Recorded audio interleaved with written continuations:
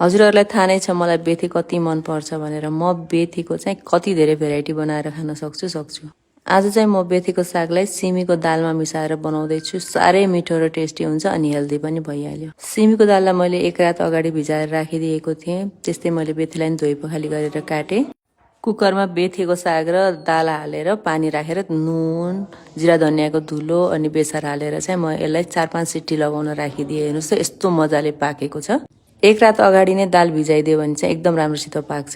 अब तड्काको लागि कराईमा तेल, पञ्चफोरन अथवा जिरा, हिङ, रातो खुर्सानी, जिम्मु फुराउनी, मैले एउटा तेजपत्ता पनि फुराइदिएँ। माथिबाट प्याज राखेर मजाले एकछिन चलाएपछि अदुवा लसुनको पेस्ट राख्ने, त्यस पछाडि गोलभेडा राखेर माथिबाट नुन राखेर एकछिनसम्म पकाउने।